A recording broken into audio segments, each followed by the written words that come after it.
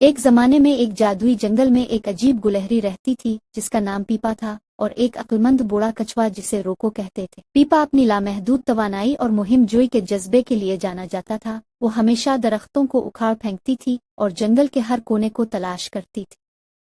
دوسری طرف روکو مسائل کو حل کرنے کی مہارت اور جنگل کی حکمت کی کثرت کے ساتھ سست اور مستحکم تھا۔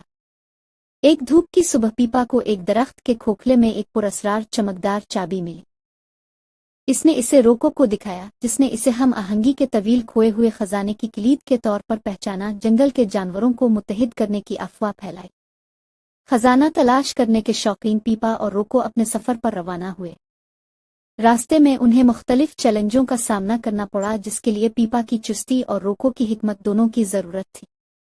جنگل کے گھنے میں وہ ایک تیز بہنے والی ندی کے پار آئے جس کا کوئی پل نہیں تھا۔ پیپا نے چھلانگ لگانے کی کوشش کی لیکن قریب ہی گر گئی، صرف اس کے تیز اضطراب سے بچا۔ اسی وقت روکو نے گری ہوئی شاخوں اور بیلوں سے بیڑا بنانے کا مشورہ دیا۔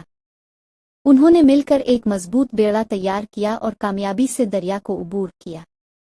جنگل کی گہرائی میں انہوں نے ایک تاریک غار سے ٹھوکر کھائی جس کی حفاظت اولو نامی ایک قدیم الو نے کی تھی۔ اولو نے مطالبہ کیا کہ وہ ایک پہیلی کو حل کرے۔ پیپا سٹمپٹ تھا لیکن روکو نے سوال پر غور سے غور کیا اور آخرکار عقلمند الو کو متاثر کرتے ہوئے اسے حل کر دیا۔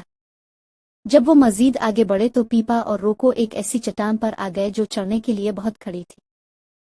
اس کے ساتھ ایک چمکتی ہوئی آبشار کو دیکھ کر روکو نے تجویز کیا کہ آبشار کے پیچھے کوئی پوشیدہ راستہ ہو سکتا ہے۔